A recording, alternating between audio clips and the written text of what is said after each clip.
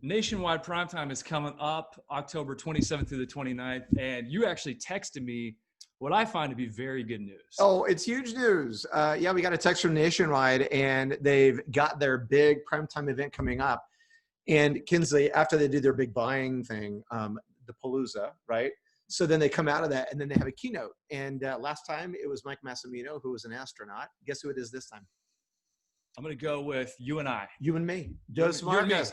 That's right. So we're really excited. You know, we've got the book launch coming up. And so everybody who attends this session is going to get a copy of the book. And we're going to take people through our book and kind of apply it back to the 5,500 retailers in the Nationwide member network.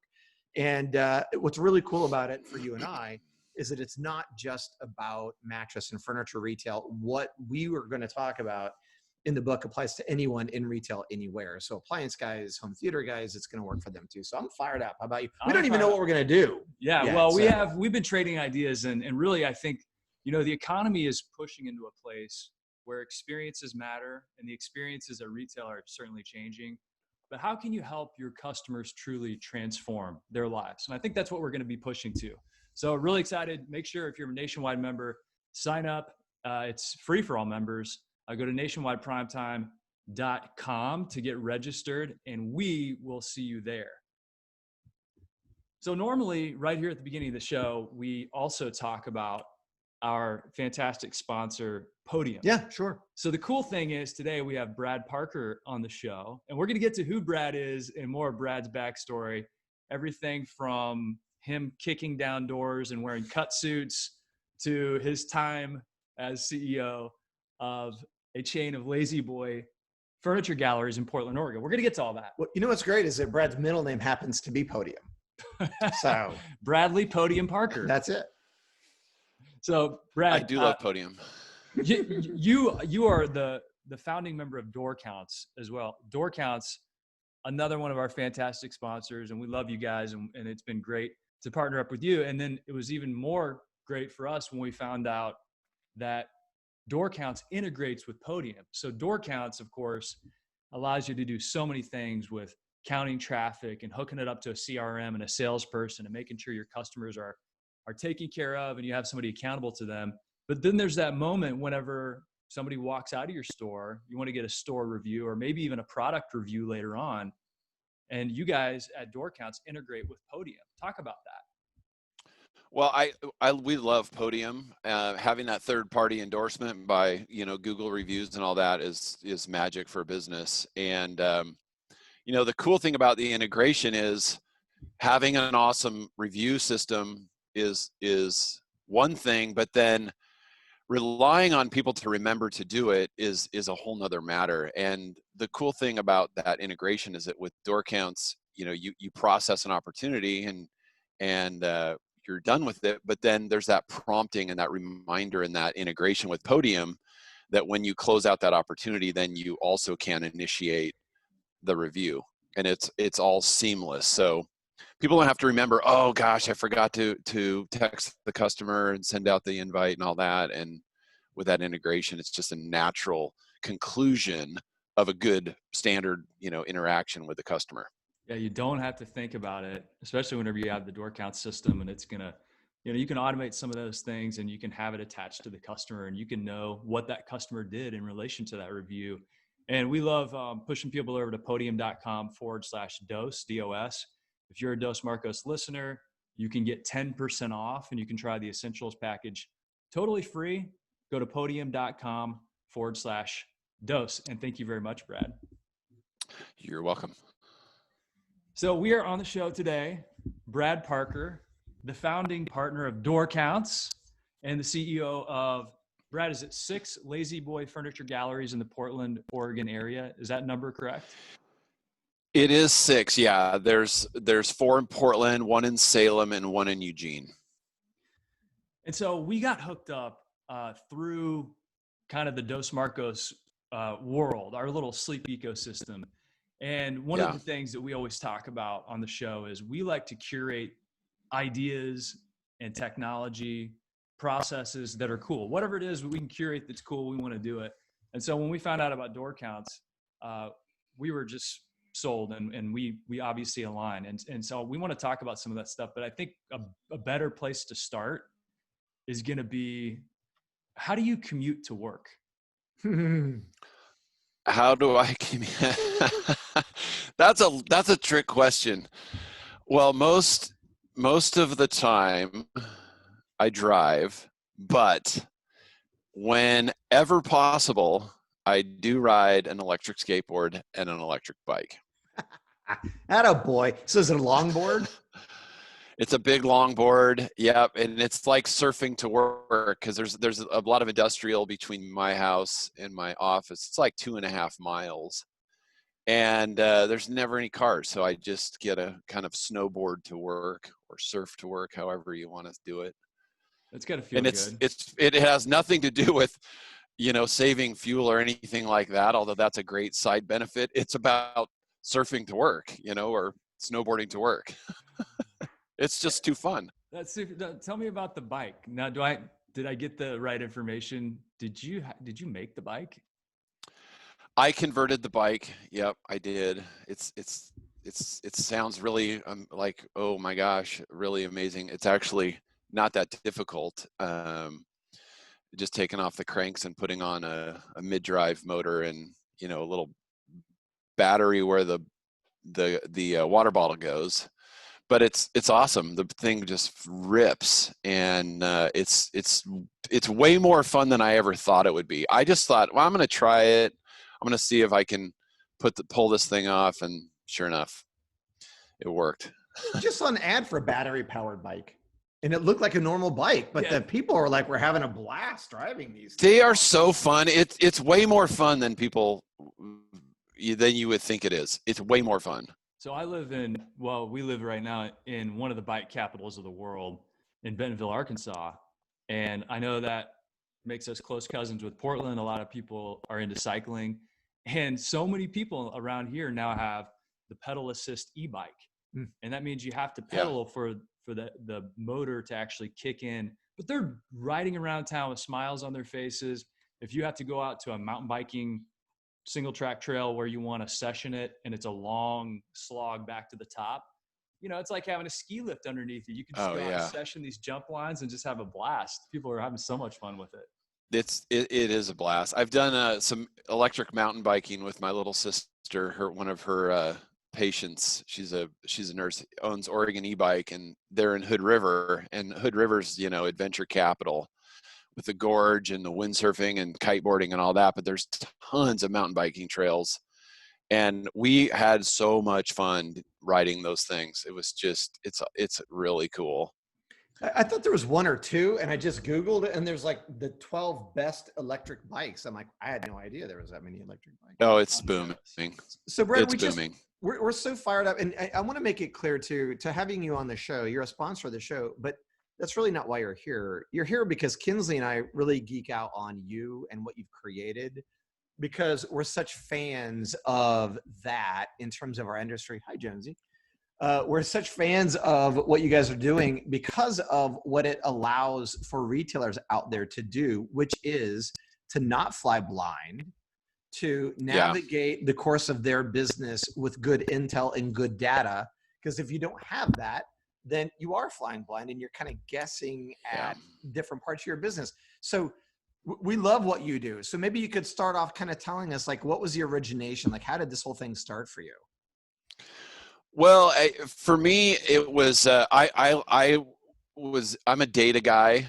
I like to know what's going on and have real facts and numbers when I'm making decisions and doing stuff. So, when I started, there really wasn't a way of knowing how well you're doing. And a lot of it was focused on advertising because, in retail, how much money you spend on advertising is obscene.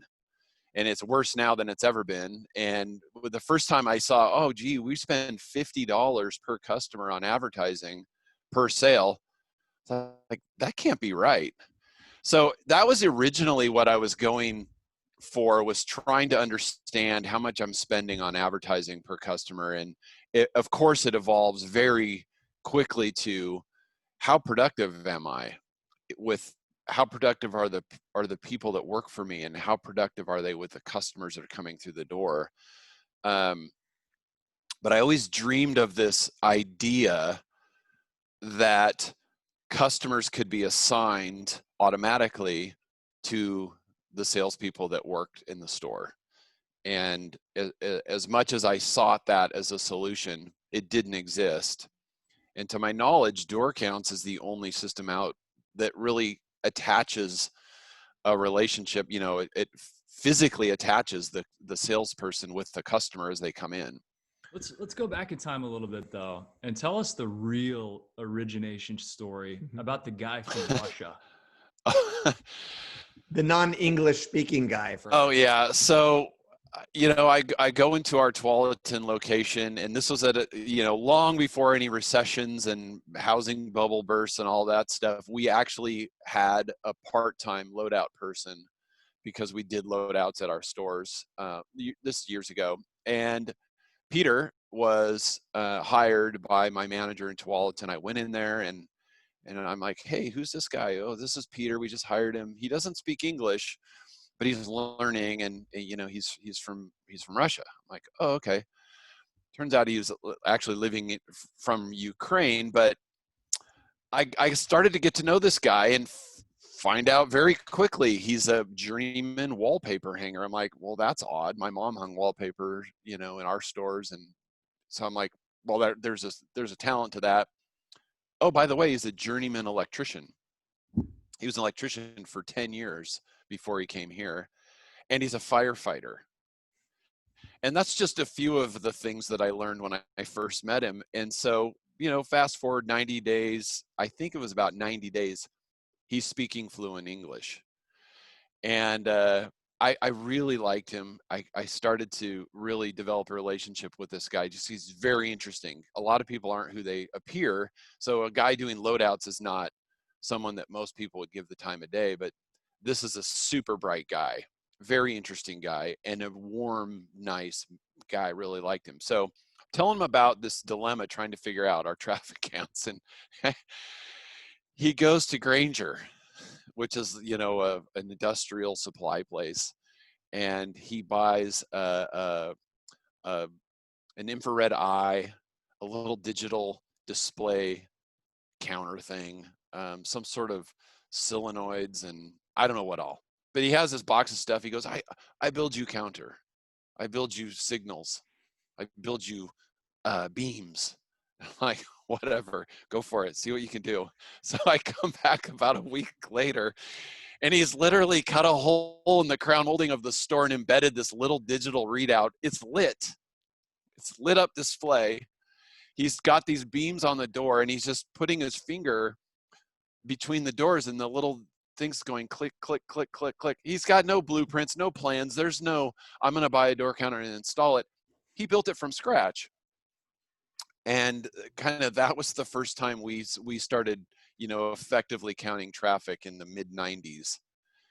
And ever since then, it's been, you know, sort of a obsession, borderline obsession for me to accurately know what's going on with that. But that was my first experience with a counter. And it's actually, we just remodeled that store a couple of years ago and took the crown molding off, and there was the little, you know, the little device was still in there. It's kind of cool. Do you have any sense of what Peter's up to these days? That's a different story for another day. But he's probably, when I went to dinner at his house one time, and he was buying BMW V12s, the 760s, I think they were. And they have two computers, and no one can fix the computers. Well, he knows how to crack open the computer, and he actually solders in there and can fix those computers and make those cars work. So he was buying those all up for like $1,000 and then fixing them and flipping them. That was one thing he was doing last time I talked to him. Wow. So who knows? Have you guys ever seen the movie Ted Lasso?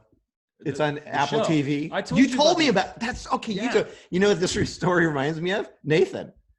Yeah. He's So there's left-handed. like an equipment manager on this football team. It's Ted Lasso. It's on Apple TV. It's really actually a fun watch. But they got this equipment manager, and the guy like you doesn't judge the book by the cover. Gets to know Nathan a little bit, and before you know it, Nathan knows all this stuff about the team. No one's ever Yeah. acknowledged that he's got skills, and he's like drawing up like winning plays for the team. And so it's just funny. But, so good for you for like seeing the opportunity in him. Well, beware the chocolates that they give you at a Russian dinner at the end of the meal. They're full of vodka, and they just thought that was so funny when I was popping those in my mouth. And I'm like, it's like getting a red candy. You think it's cherry and it's fire. That's standard Anyway. for the end of a Russian dinner, huh? Oh, they were waiting. Just couldn't wait till I started eating those because they were just thought that was so funny. I went to a restaurant in London, and they said it was a Russian restaurant. It's called Bob Ricard. And one of my favorite things was at the table, there's a button, and above the button, it says "Press for Champagne." So what did I do? Okay. What? Press for champagne, and sure enough, they bring out champagne to you. Like, this is beautiful. This is a beautiful climate to dine in. We need a button in our studio for champagne. Yes, That would be tequila. a great tequila. Press for That's tequila. true. That's true. I see. Is that a bottle of tequila behind you? That's number one. Number one. To Dos Marcos, Brad, you are number one. Number one, Brad. That's right. Okay. So hey, Brad, how Okay. have all your stores done? And then I want to get back to door counts, but there's been a lot going on in Portland. Just curious how your store's holding up. I mean, have you survived kind of the craziness of the current day? Yeah, for the most part. I mean, other than all of us, Portlanders being heartbroken at what's going on, we've gotten through it. We had some pretty significant impacts from the smoke and the fires. I don't know if you guys followed that. I have, I can't bring it up on the screen, but I have a picture of our distribution center, and it looks like a nuclear bomb has gone off behind it. Yeah, you And it's can an pull it up orange now, Brad, if glowing you want. cloud. I don't know how to do that. But Gotcha. it was, and one of my peers has a store down in Southern Oregon, and the fires were going right at his store. They were evacuating. It jumped the highway and burned his entire town down.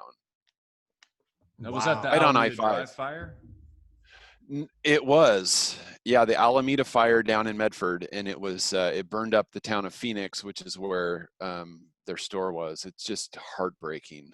Portland's in the middle of so much right now. You have the ongoing protests in downtown Portland. You Yeah. had the worst air quality in the world for a period of time, maybe still. You have fires raging out of control, burning down entire towns. I think the Alameda Drive fire burned down 2,300 plus homes and businesses and beyond. It's a tough time in Portland in that area. Yeah, it really is. I mean, I'm hoping, since things usually come in threes, that we've had the pandemic, and the shutdown from all that, the unrest, the protests and violence, and then the fires. Maybe that's it. We'll be done. Well, shifting gears into more pleasant things, and we're Yeah, glad you're okay, and we pray good things. I appreciate for your family that. in your area for sure. Brad, one of the things that Mark and I we talked about in terms of just quantitative measurement of what you do. You have a lot of people. How many people now have door counts? It's like over 1,000 doors. It must be. Like, I'm not involved day to day with door counts as much, but yeah, it's definitely it's getting up there. So what are you guys hearing back from people? Like what are people most connecting to, and what you're able to do for them? So talk about it maybe through the lens of your own business, and then what are the people using door counts? What are they telling you? Well, I think it depends on the audience. There's a lot of people that have been told, you need a traffic counter, they get a traffic counter, and it might just be door counts and that's a big revelation for a lot of people.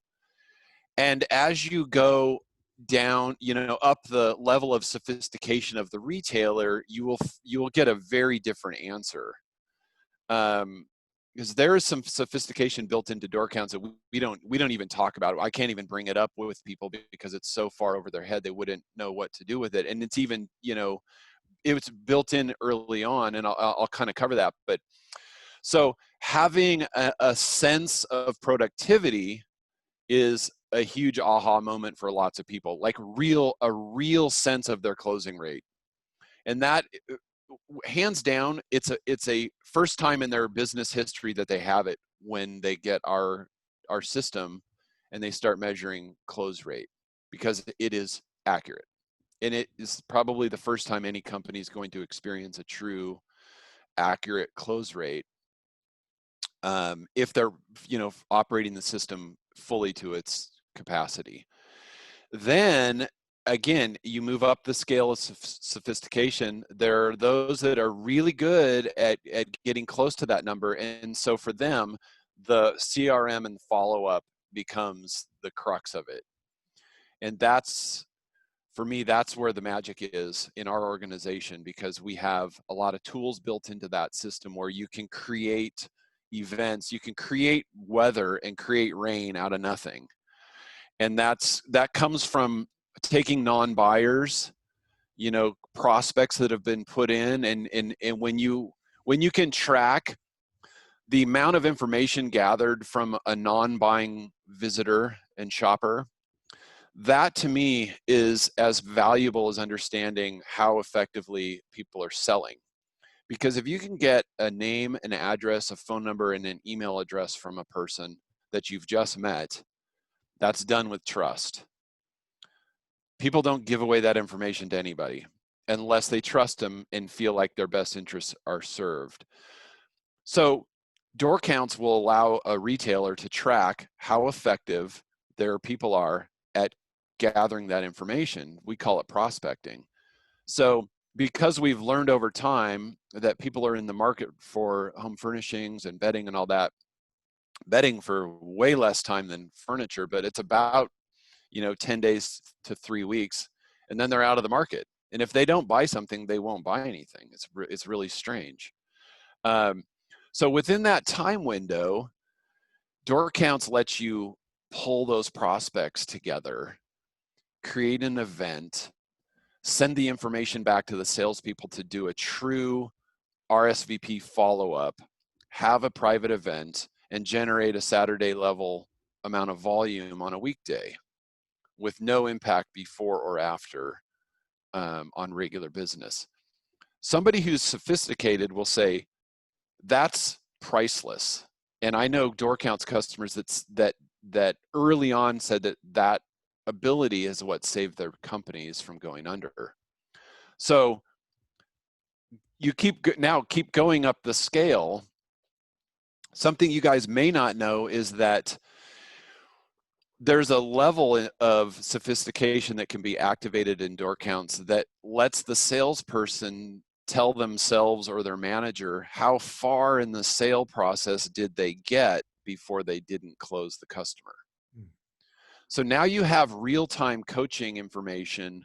Was it during the opening, the gathering phase, the demonstration, or trial close, close? Where did the sale fall apart? Now, we've gone back and forth to activating that and turning it on and off, but the reality is I'm not sure I know a retailer that's sophisticated enough and has their game together enough to actually use it. We're not at that level. And we've been lean practitioners since 2005. So having visual management tools and a lot of the follow-up tools that, you would see in Toyota, those are things we're very familiar with, and we're not able to use that live level of coaching guidance, that's in there. So that's a long-winded answer, but it really depends on the retailer, what their sophistication level is to what their reaction is, their aha moment is. So Brad, one of the things that philosophically kind of brought us together, I think, right away, was the fact that we have all graduated from the Wizard Academy. And yeah, we're talking my about favorite place, man. Yeah, and I want you to explain what that is for people that don't know. But when I think about door counts and see what you've done in your business and how you've applied, deep thinking and how you've, strategically outlined your path forward. It just reminds me of the deep thinking that goes into developing message, developing advertising, you wanting to see if that advertising worked, and making all these things hold hands. But let's go back to the Wizard Academy. Describe to people what that is, how you got involved with that, and what it means for you. Wow, left turn. I love it. And have you ever turned anyone into an animal like Kinsley has because you didn't like them? Because now that you have a wizard skills, That's true. Well, I love the name of the Wizard Academy because it is a place for those people that are seeking what it offers, and it repels everyone else just by its name. So you have to try to go there. Yeah. You have to try to go there. And just like door counts, people that are seeking real improvement seek us out, and it's a natural marriage, as you say. We're philosophically aligned.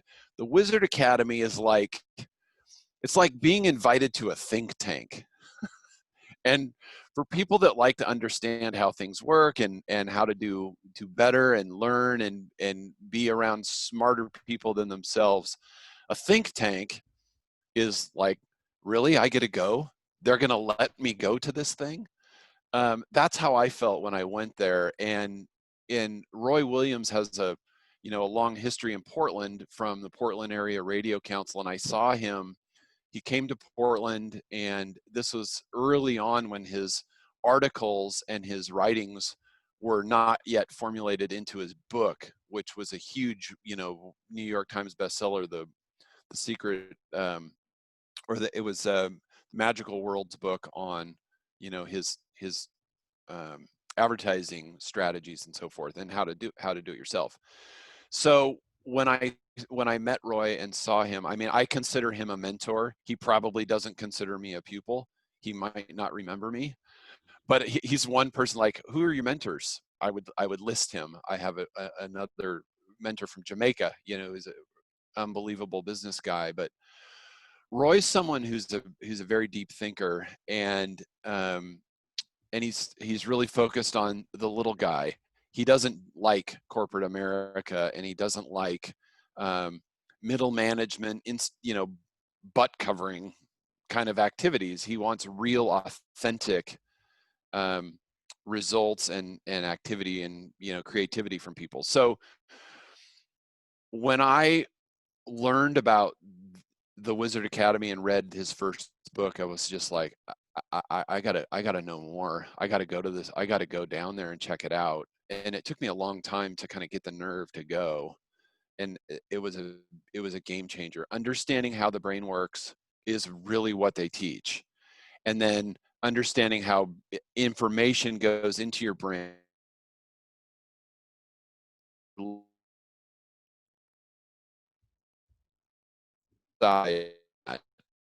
That's basically my first trip, what I learned. And I try and go every year for different reasons.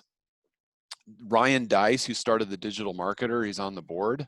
He teaches a class, so you can go and learn actually from Ryan himself with 20 people. The classes are maximum 20 people, period. That's all they'll ever take.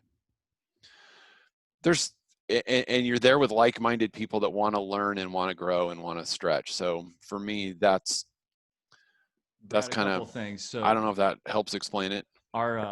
I think it cut out a little bit whenever you were saying the things that you learned. So re-say that so we don't miss it. And then tell us, as a follow-up to that, whenever you walked away from the Wizard Academy, maybe the first or second time, what did you apply, or what did you notice yourself changing or applying? Okay, so what I learned, one of the base class that you go to teaches you how the brain functions in a very scientific way. Like, it goes really deep, and then from that, understanding how it works, how does information get into the brain, left side or right side? So there's a Monet version and a Frank version, and those, I don't want to get into the teaching of it, but Monet is you think about impressionist, And then Thomas Frank's a photographer, and he is all about elimination of everything except what's important. And those are fundamentals of good writing, you know, and you study the people that can write the most profound writings, you know, Hemingway and those, the giants, and what they can do in a single page versus what it takes other people 100 pages. And there's great skill in that. So right away, I mean, I was already at odds with a lot of my peers in my approach to advertising just from what I learned from Roy. And I believe that the message is the most important thing and always will be. And a lot of people get hung up in the data. How many impressions? What's the frequency? You know, whether it's TV or radio or print or whatever, it's never about that. It's always about the message. So I came away, I started really focusing on that as much as anything else that I ever did with advertising, was making sure that the message was right. And in a system with La-Z-Boy, La-Z-Boy does so many things amazingly well, but it is a system, and it relies on putting things together for a large group of retailers. So personalization and meeting the needs of each individual retailer with a blanketed approach, there's inherent mediocrity in a lot of that, because you have to take off the top and raise up the bottom and sort of put a solution together that works for everyone. And that means that doing things outside of that, you know, are challenging. So, I mean, that's, I guess, answers your question. I don't know. What are some of the examples that come to mind of messages that you were able to implement outside of that system that have resonated with people, or you felt cut through the clutter or accomplished the goals that you had? Well, we're a big radio advertiser, so that in itself is markedly different. And I'm in Portland, Oregon, which is one of the most unique radio markets in the country. It's a radio test market for a lot of companies because it's easy to cover. But It's Brad, not easy to cover. People are saying radio's dead. It's not. It's not gonna. It's. They can say that. Let the people believe that.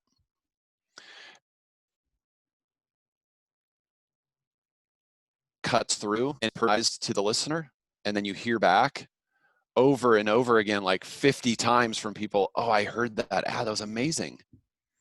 You're like, radio must be really dead.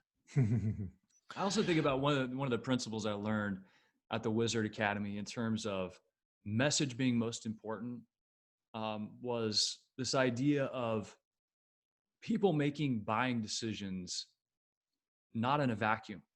So I may call my friend Mark Quinn, my friend Brad, mom and dad, if they, you know, I might talk to my friend Stacy because she bought the same washer and dryer. And people are making decisions by trying to reach out to people in their network, trying to get some of that word of mouth.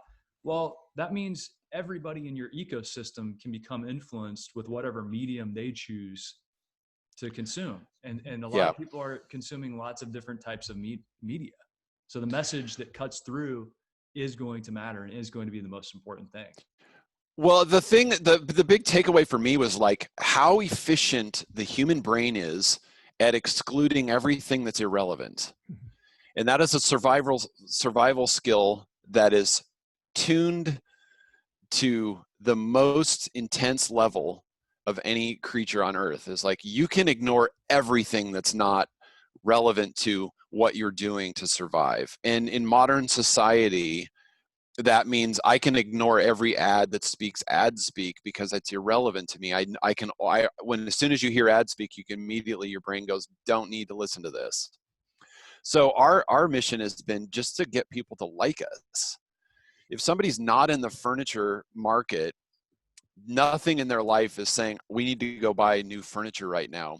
No matter what I say about price and ad speak that most companies do is going to make somebody go buy a sofa. Sofas are free today. Everybody, sofas are free. Do you think everyone's going to come and get a sofa? No, they're not. So no matter what you think about the typical, shouting price and item and doing all those things, it doesn't resonate with people who aren't in the market. So does that mean you shouldn't advertise because you're talking to all these people who aren't in the market? No, you're putting money in the bank for the future. You want people to like you. I love that. And that's what I love about radio too. You can broadcast a story to a lot of people. You don't know if you're targeting a certain segment of the population, and that's what digital can do. And that's what everyone's geeking out on, is the fact that they can go into a zip code and all that. But your approach, Brad, where you're going out with radio and you're telling a great story and delivering a message to a large cut of people. If you're just here, you never know. You could have missed so many people. And to your point, if you're telling the right story and the right message, then not only are you getting them to like you, but you're also appealing to a much larger audience that improves your chances of getting them into a store, right? Yeah, and here's the funny thing. Like you mentioned digital, right? So if I have a message out there that resonates with the people, they laugh, they think it's funny, or they're interested in it, and I say, oh wait, hey, today's September 20th. What happened on September 23rd? Oh, that was the year I fell off the roof and straddled the fence. I remember that. My scar was bugging me today from when I fell off the roof. It's like totally made up story, but suddenly I have your attention, right? So I've engaged you, you've listened to my ad, and then next week there's a new ad, and I continue to engage you over time. And then I run some digital. And let's say it is an ad, a digital ad or a digital campaign that says, this weekend sleepers are on sale, or you can get a recliner for, whatever. The digital response is going to be huge because the radio has done the legwork. And Roy would say, yeah, the digital weasels are going to take all the credit. So somebody who's really effective in their advertising with their message, who suddenly starts digital, is going to mistakenly think digital's the thing. Digital did this, digital did that. It's not the case. You're doing the heavy lifting with a message. I talked to a guy at, actually it was at the Digital Marketer Conference in San Diego, Ryan Deiss's conference. So I was out there a couple of years back, and this guy was analyzing his business, and he realized he was stuck at 7 figures. And so he put together this group of people that had taken 7-figure businesses to 8 and 9 figures. And of course, they talked about just the business principles, practices, operations behind it, but he wanted to isolate as much as possible down to the advertising component. And they were focused heavily on digital. These were e-com businesses. And he said, finally, after weeks of meeting, a theme emerged. The people that went from 7 to 8 or 9 figures were advertising in certain streams. So on certain platforms, call it YouTube or maybe on Facebook. And whenever something would work, they would put more money behind it. But then they reached a point of diminishing return, and they couldn't just turn on the money machine and get more business. So all of these businesses that made that exponential leap to 8 or 9 figures had one thing in common. They created surround sound campaigns, advertising in all. I like that surround sound. That's cool. Sound. They were doing, it's stuff maybe in the analog or the traditional space. They were doing digital. They would create these surround sound campaigns, email marketing, Google display ads, social marketing, content. And they said when they did that and they stopped trying to measure each dollar coming from YouTube, for example, that's when they saw the true lift. Mm-hmm. And, it sounds like what Brad was saying, what to tack onto what you said, Kinsley, is like, Brad, what you're saying is like the radio is good and it's a broadcast thing and it's a wide net. You cast a wide net. But then with the digital, you come back and reinforce it, kind of what you were saying. It's not just digital. Yeah. You come back and reinforce it. And those two layered on top of each other, like really creates great results. And if your message is off, then, I always say is when things go wrong, they probably went wrong at the beginning. Right. If your message was off, it's not going to cut through the clutter. If you can't grab attention and talk about, I fell off the roof and straddled the fence. If you can't do that, nobody's going to listen to what you had to say. So spending any amount of money or creating any type of surround sound probably isn't going to work. But I'm sure those businesses that this guy was talking about, got the message right, and then they were able to push it out. The other thing is like it is insanely difficult to write good copy. That was the other thing. I was like, oh, you can do all this work and have the most amazing strategy for buying media and getting your message out there, and then you're like, what happens is the last thing is like, oh, we need a spot to run, or we need a digital ad, and that's where the least amount of time gets placed. So one of the things that Roy has, the Wizard Academy has, you can subscribe to be part of the American Small Business Institute, and once you're subscribed to that, you can send in copy, and Roy will, every month they have an hour long live meeting, and he takes stuff copy that people have submitted and he redoes it.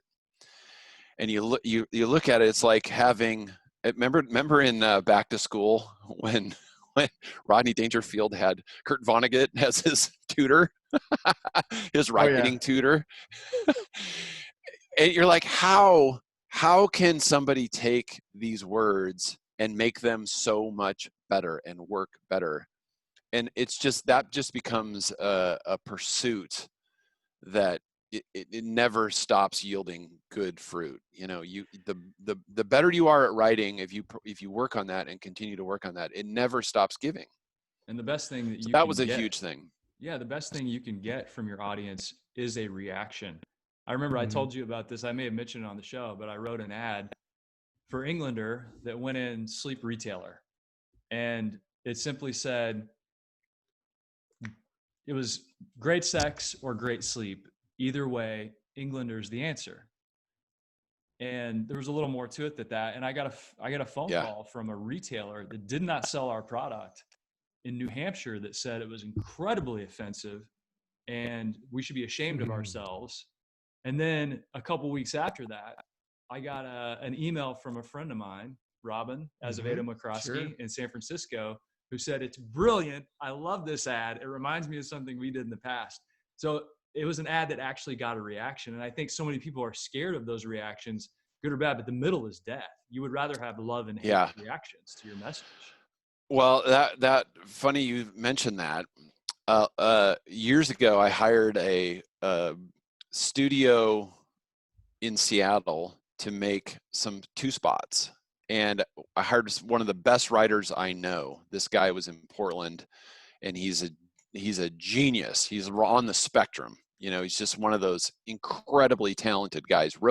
He wrote 2 spoof monster ballad spots, and they're absolutely hilarious. And I ran this one by my friend's mom. He's a Christian evangelist, and his mom, you know, they travel the world. And I ran it by her, and she was like, and then she smiled. She goes, "But it is funny." And it's about these 2 people singing back and forth, you know, Futon Baby.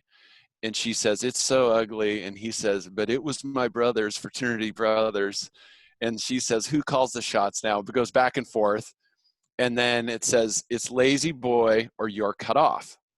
And then he says, "We're going to Lazy Boy," but it's in this big monster ballad. Well, it accidentally got trafficked onto the local Christian radio station, which I use forever. And Lazy Boy got like 50 phone calls. But, you know, Christian people have sex, so it's okay. They do. And it was funny. It was funny. But some people don't have a sense of humor, and they didn't appreciate the humor, but it was funny. And even if I every time I listen to those ads, I think I could run those today and they still hold up amazingly well. Do you have those you could send our way? Can we put them on our Facebook page? I don't see why not. Okay, send it to us. So go over to our Facebook page. Is it just facebook.com/Dos Marcos? Yeah, podcast. Dos Marcos podcast. Dos Marcos podcast. And I'm going to get myself in trouble. You guys got to keep me out of hot water here. Of course. Look at water, us. like we are hot water. We are hot water. You just jumped in. You totally jumped in. You knew what you were getting into. So, Brett, I love what you're saying, and we talk about, like, at Roy's Academy. One of the things that I loved is the two concepts, the third gravitational body. Kinsley and I talk about that a lot, right? So in our world, we took a concept of a mattress, and then we took a concept of construction being marrying two things together. And then we called them hybrid. And then we were trying to figure out how to launch it into the market. And so naturally, we picked a rap video to create a story around that. That was the third gravitational body in our story. Doesn't belong, but it fits. It doesn't belong, but it's just so weird that like you can't help but like look at it or pay attention to it. So you were talking about like it's easy to drown out the noise, but when you're using dialogue like you talked about, or that third gravity, have you found those techniques that you learned with Roy? Have you like used some of those in some of the copy you've created? Yes and no. I tend to find myself doing things the most difficult way. I think it's a defect. So we've done a lot of dialogue spots, which are the most difficult to write, and racking our brains on trying to put a dialogue, because we want personality to come through. I went to Adweek at Wizard Academy, where you get 3 or 4 of the partners, and you send a bunch of material in your business profile in months in advance, and you prep for this thing.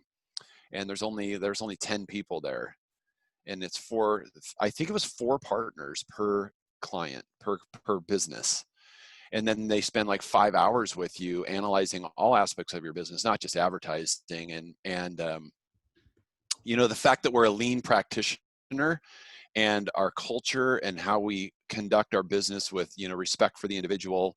We like, there are years when we've generated over 5,000 ideas with less than 100 employees and implemented them.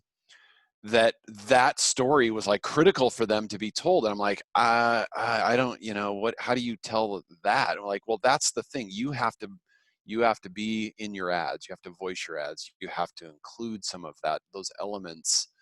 And, I get overwhelmed with that. I start to feel like I'm getting way out over my skis. And, I get, like I said, that system-wide messaging that takes place with a system like La-Z-Boy it tends to pull me back more to the middle. So I really haven't been able to step out that far. And part of it is just, I don't want to be at odds with the system. And there's the risk of that. And I also don't want to get too far afield from my TV messaging, which is produced by La-Z-Boy and our agency. And, I can't create my own TV ads. That's just not part of how these systems work. So I don't know. That third gravitational body and really being out there is something that I aspire to. And I'm not sure I'll ever get there. We honestly. Got you. We're going to write you a spot. Yeah. I can't wait. I have no fear. We only ask, and I have request. fear. You just have to air it on the Christian radio station. For sure. That's the only request. That's the only request. Why did I agree to this podcast? Are you sweating? Hey, yeah, I am. I'll take another hard turn, because I have these random things I've jotted down. What is the Shingo Prize? Oh my gosh, you guys, I love you. So if this is, I'm just going to be honest. If you described a business that was operating perfectly, and you broke it down to every area that you could possibly imagine, and you had a descriptive level of optimized behavior and execution, and then you had a way of measuring that against an organization, you would be getting close to what the Shingo Prize is. So if you know of a company that's won a Shingo Prize, it is so difficult to win that you can rest assured that that company is phenomenal. Now, I didn't win one of those. What I did was we had this crazy idea that we could shorten the learning curve of a salesperson from a year from a new hire to be effective, and try and get that down to, let's say, 90 days. So my good friend Mike Martin was a guest instructor of a TWI training session at ESCO Steel in Portland, and he came back and said, you know what, there's this methodology called TWI that was used to train women during World War II to weld, build ships, boats, guns, tanks, planes, take an unskilled workforce, and it was used to train 2.5 million women that were in the manufacturing side of the war effort. And what if we could apply that to training salespeople? Most people would say, we're not having this conversation, you're crazy. And I'm like, sure, let's do it. So we spent 2.5 years breaking down the process of selling and the training of it, putting it through this methodology that was refined during World War II, that was actually used in the rebuilding of Japan. There's a whole history here that's fascinating. We had the original Marshall Plan documents that were in the vaults of Toyota, the original papers, right? And how to execute this thing. And we pulled it off. And when we're still running TWI training sessions in our business, we're running one this week with 4 new hires. And our people come out of this training, pretty much at a veteran level of effectiveness in 30 days. It's that effective. And so we submitted we did a write-up on it, a case study on applying TWI training methodology to sales, which is it's for a tangible process. And the crux of it was to train lens grinders to build bomb sight lenses for the bombers with the Harris bomb sight that was developed by the Kansas farm boy, that was like a measure of 100x more accurate or 10x more accurate than German bombers. The American bombers were able to hit targets very accurately from this little bomb sight that this Kansas farm boy had developed. To grind lens for a sight like that is considered a black art. It takes 5 years apprentice program to learn how to grind lens. You grind a lens, and I'm totally geek out on this stuff, and I'm sorry if you guys are like, what are you talking about? So you grind a lens by heating up amber, ancient tree sap. You heat it up, it gets soft, and you use that amber to grind this lens. So that was one of the processes that they really wanted to shorten during World War II. So at the end of the war, it was a 2-week process to train someone to grind a lens, from 5 years to 2 weeks. There's your evidence, right, of its effectiveness. So we submitted our case study and we won a research prize for that. So Brett, what really is, can you, really cool accomplishment. I think our connection's really bad right now. Yeah, how about now? We're back. Right. We think we're back. Are we back, Brad? Can you You guys you look like 1960s high definition. So now we're back. So Brett, can you is there a way to summarize the difference in a normal training approach to what you guys did? Is there a way to explain that? Yeah. So in a normal training process, you have this study, let's say opening the sale, and it might be 200 words and 5 pages.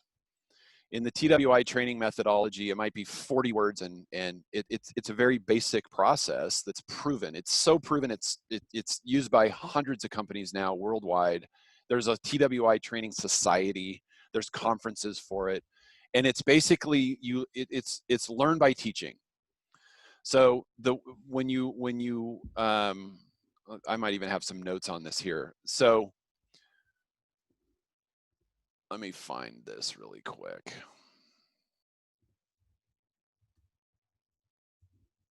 What does TWI stand for? Training within industry. It's a military acronym. It's really kind of a lame thing. But so we remember this. So think about this. We remember 10% what we read, 20% of what we hear, 30% of what we see, 50% of what we see and hear, 70% of what we discuss with others, 80% of what we do, and 90% what we teach. So what TWI does is it combines doing and teaching. And so you're taking the process of selling, which is open, gather, demo, close, follow up. Those are the basic steps, and steps of selling have been around for 10,000 years. You break it up into a whole part whole. So I'm going to teach you the process in 7 steps. I'm going to show it to you, and then I'm going to show it to you again and tell you the major steps of what I'm doing. I'm going to break it down, and then I'm going to show it to you again, major step and key points of what's key about that each step, and then I'm going to show it to you again, and I'm going to tell you the major step, the key point, and the reasons why I do it. Then I'm going to have you do it, and then you're going to do it 3 more times after that, telling me the major steps, the key points, and the reasons why. And so you're automatically doing it. You learn by doing it, and then you learn by teaching it. So in selling, the way we do it is we have a 5-day camp, and it's a whole part whole. So day 1 is part open, and day 2 is open. Day 3 is open, gather, demo. Day 4 is open, gather, demo, close. So by day 4, we have done the opening and the information 4 times, or open 4 times. So the most important step in the sale is opening the sale and getting trust and building a relationship. So we're repeating that through the week. Every day we add on to it and add on to it and add on to it and force it. And so that process gets someone who's never sold in their life through an active role play and describing their steps as they're going through it for a week. By the end of the week, you can watch someone who's never sold in their life go through an entire sales presentation flawlessly, being watched, and describe what they're doing as they do it. So it takes a tremendous amount of trust and respect and a safe environment to do that, like more than you can imagine, because it's terrifying. It's the biggest fear, right? Public speaking and get in front of your peers and trying to go after that. But I mean, how important is the selling process? So the fact that you took that much time to refine it, that's incredible. And turnover in our industry is what it is. So it's a high result area to invest time and attention. So maybe they have one for podcasting. We could learn how to do this right. So I mean, it's fascinating. I mean, we've probably had, I'm going to say, 30 different companies non-related to retail. None of them retailers. Retailers, they're in fact, your listeners are probably turned off by now. They've probably signed off because they think we're crazy. They're like, well, we have a system. We have a check sheet. It's like, it's not a check sheet. It's not a check sheet. It's completely different than that. The fact that it took us 2 years to break down the process into a job breakdown sheet, which is what TWI uses, is, testament to how difficult it really is. And one of the early things that I learned was there's this thing called the fire underwriter's knot. And they had all these fires when electricity was first brought to cities. There was always fires related to electrical connections. And because there was always a cord, and wires were external to the wall, they weren't in the wall. And so when people got electricity brought into their apartments in New York, for example, they would run the wires and they would hang these fixtures from their ceiling, and they had a cord to pull to turn the lights on and off. Well, without a proper knot on the wiring, the more they pulled on it, the more it would arc it, and it would light the fixtures on fire and would cause a fire. So one of the earliest electrical codes was a fire underwriter's knot on the fixtures. So one of the very first things we do on day 1 of our TWI training is teach someone how to tie a fire underwriter's knot. And there's a sheet that we have that's from the 20s that tells you how to tie a fire underwriter's knot. And you give people the sheets and you give them the cords and you say, here, tie it. And they're like, they can't. So you show them how to do it and you give them the sheet and you show them and they can't. And then you use the TWI process. First major step, second major step, third major step. First major step, key point. Second major step, key point. Third major step, key point. All the while you're showing it to them and explaining it as you do it. And then the third time you're doing major step, key points. And this is why we do this. And people need to know why they're doing things to learn. They always ask, why am I doing this? Why am I doing this? Why am I doing this? Well, it's important to give eye contact to a customer when you're shaking their hand. It's natural behavior. You want to show genuine interest in someone. So making eye contact when you shake someone's hand when they walk through the door, that's the reason why you want them to trust you. So obviously I'm getting to major step, shake their hand. Key point, look them in the eye. So on day one, you can have all these salespeople, new hires that can tie a fire underwriter's knot in about 5 minutes. You're like, and when you see that take place and you're like, okay, maybe you guys aren't crazy. We start to lose the crazy part because we talk about all this history and, how big a breakthrough this training was. Then it all starts to click. We talk about earlier about grabbing people's attention and doing something, unexpected to disrupt the schemas and our guessers that we have in our brains. And so I can imagine people coming into your work environment and how are we going to learn how to be a better lazy boy recliner salesperson? We're going to tie a fire underwriter's knot. Well, that's right. My attention. There's your gravitating body. It changes my entire expectation. And then through the lens of that activity, you're able to demonstrate why this process works. You went from somebody who was completely unable to tie this knot to someone who's able to do it. And what we're trying to do in this process, and I think this kind of goes to the heart of Door Counts itself, is that what we're trying to do is build muscle memory for people on doing standard right behaviors. That's what the goal of TWI is, to give a basic level of standard right behaviors when somebody's a new hire. And they're not going to get it in a 5-day boot camp. We all know that. And it's going to take them time, but we have a refresher course at 30 days, at 60 days, and at 90 days. You're trying to get people into a pattern. Once you have a pattern, when the chips are down and you have an angry or difficult or awkward customer or whatever, people revert back to what they're comfortable with and what you're naturally accustomed to doing.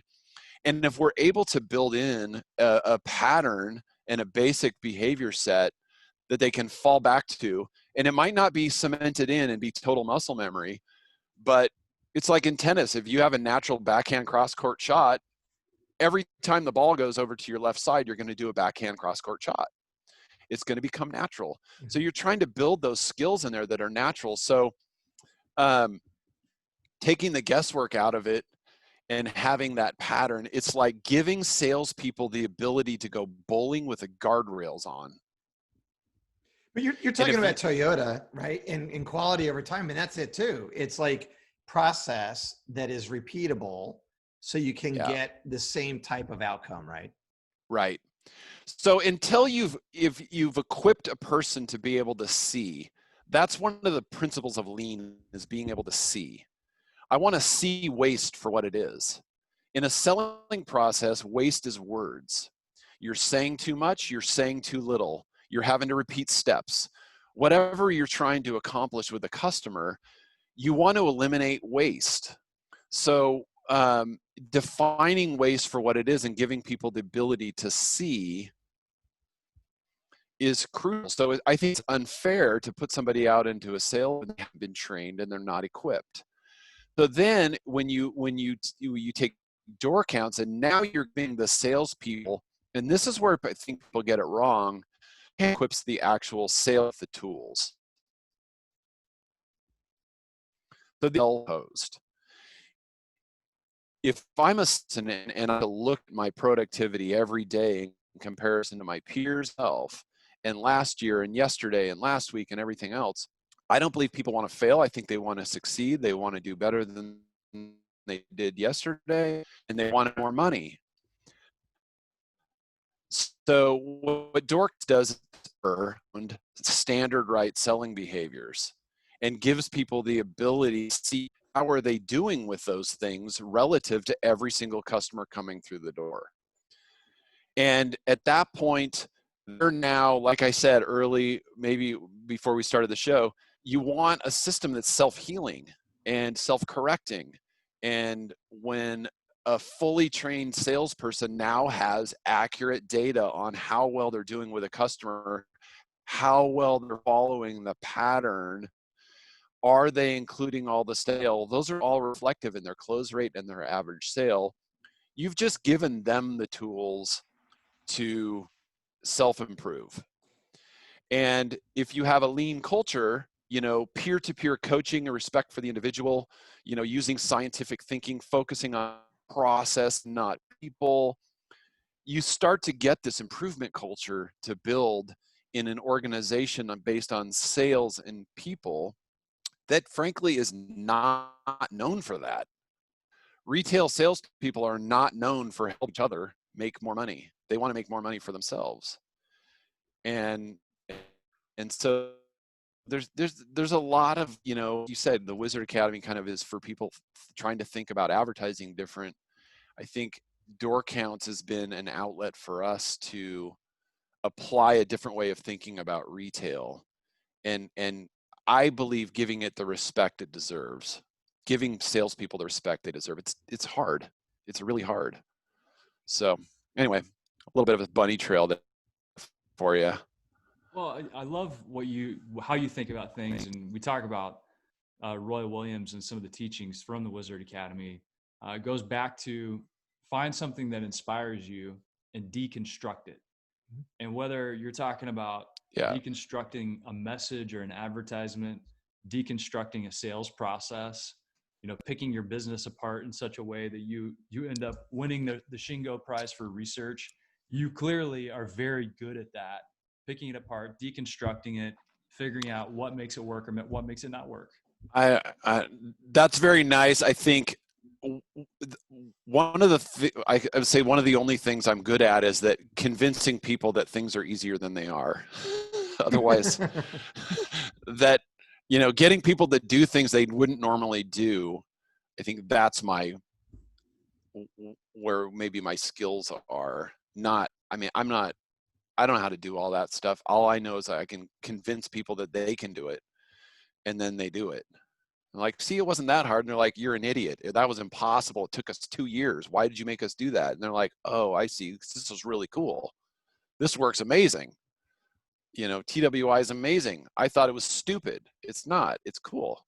So I think that's what it comes down to, is being able to convince people that this isn't going to be as hard as they think it is. What do you think you and I teaming up right now, Brad, what do you think we should try and get Quinn to do? What should we convince him to do?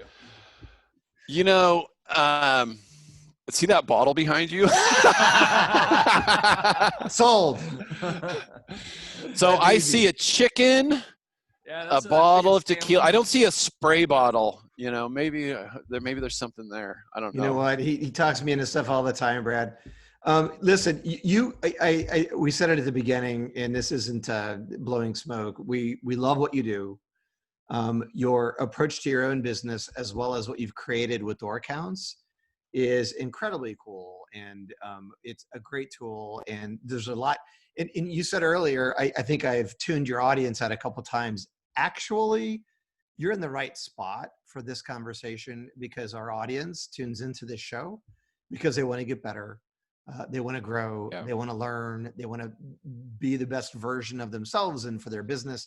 So a lot of what you're talking about really addresses all that. And we're really grateful that you made the time for us, and we're willing to share a lot. I appreciate it, you guys. I just want to help people win and do better and elevate retail and help retailers win. I just think we get such a short stick, and mocked and ridiculed or whatever, and people are like, oh, I got a retail job. It's a career, and we are running companies that have a sales process, person to person. It's not clerking, it's selling.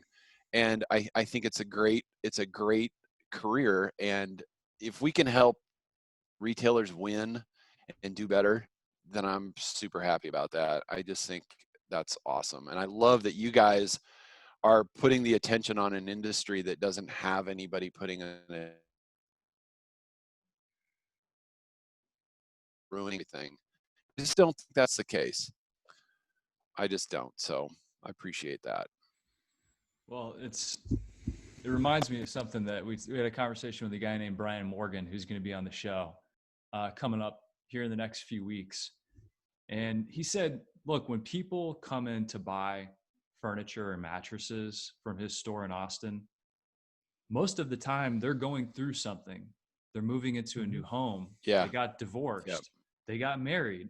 Mom had to move into a home. And it's such a great chance to put purpose behind what those salespeople, those RSAs can do for somebody to help them out during this time of transition. And I, we talked about it when we gave our speech at the Furniture Today betting conference. Winning in the transitions is a sweet spot that not a lot of people pay attention to. You can win the hearts of people during their transitions. And who gets to do that?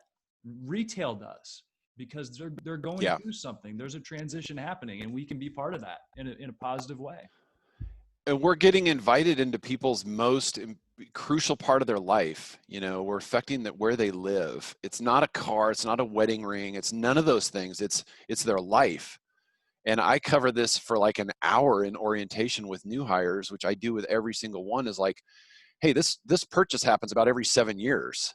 And you think about how much life goes on between 7 years, and what caused the person to get in their car today, turn the key in their car, and drive to a furniture store. It is not a sightseeing trip. They're there for something big, and give it the respect. And they're inviting you into their life, and it's a huge deal. I mean, I'm with you guys. I think that's a great point, and I try and really bring that home with new hires, to give them a reason and for enjoying what they're doing and having purpose with it, because it's people, man. It's people. That's what I was going to say. What you're talking about is just purpose. Like, why are you here? What business are you in? If you're in the job, if your job is like sell stuff to people, that's just not the right place for us. I'm sure that's what you tell them. But if you're here to serve the people, that's what we see as our job with this podcast. It's to serve this audience and help them. And if you do that, if that's the purpose, if that's the intention driving behavior, then that gets you a different result than a guy that's trying to sell stuff, right? So and as a business owner, if all you're doing is developing your people, you will do nothing but win. And that's all we're trying to do, is just develop our people. And it doesn't matter that we're a retailer. We could be making shovels. Doesn't really matter. You develop your people. They have a purpose. They feel respected. They feel like they have a contribution to make. They're heard. Their ideas matter, and they'll give you the world. They will run through a wall. It's amazing. And it's fun to be a part of. Like, you gotta love it when you see these light bulbs go off and people are like, did you see what I did? Oh my gosh, my idea, it had this impact. My ideas, everyone's using my idea. I'm like, yeah, they are. And we love it. And we're appreciative of that and recognize them for that. Super killer. My friend Doug Stewart's an amazing trainer. Used to work for Tempur-Pedic, owned a furniture and mattress store that he inherited through his family.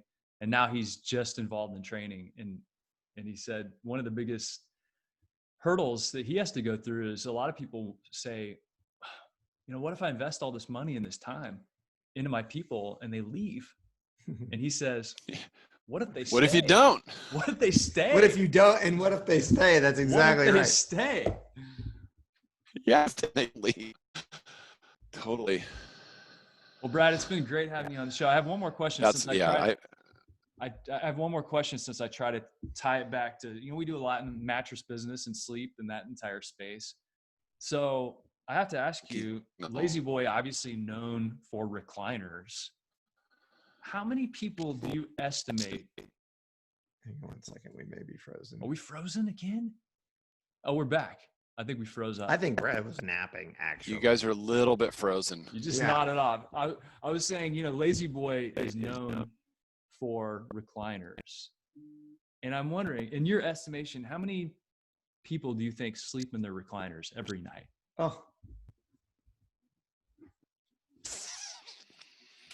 you mean all I night would long? say, I don't know how many, but I can tell you we sell a lot of recliners to people specifically as a bed.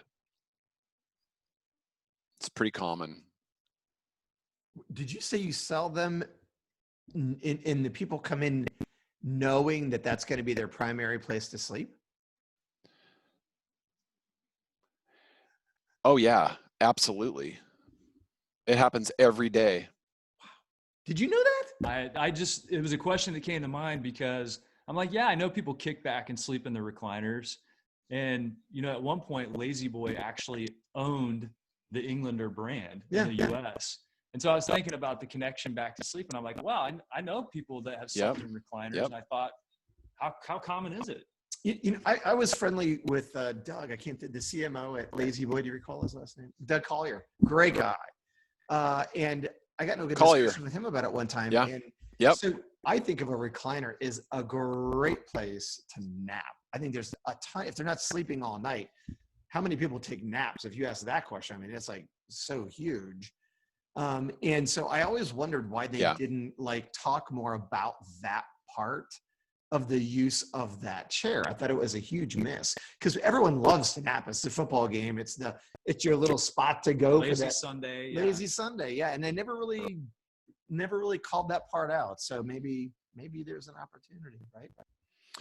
I'm telling you, the message is the most important thing, and they don't talk about that. They don't talk about the dog sleeping on the chaise footrest that's all padded, you know, and upholstered in. The fact that you get your feet above your heart. That's why people sleep in them a lot, is to get their feet above their heart. They have swollen ankles, circulation issues, and that's the only place they can get that relief. So it's very, very common. I don't know numbers, but it's more than I would have thought. Definitely. That's wild. And that's why the adjustable base is becoming so popular at retail. Interesting. I didn't think that, I thought you would have some sort of estimation, but I didn't think it happens every day. That's a shocker to me. Well, since we're talking about the recliner for sleep, we should, on the next episode recording with Brad, we're going to be talking about the number of people having sex in the recliners too. I think it's important we uncover that. Good to talk to you guys. On that note, look at the time. And that's the beginning of that spot that we're going to send you for the Christian radio station. All right. Brad, thanks. You are a rock star. We are so grateful. Oh, you guys are too kind. Thank you for being with us, and keep doing what you're doing, and keep developing door counts. We love it. We know a lot of our retailers love it. So thanks for delivering what you do. You guys are awesome. Thanks, man.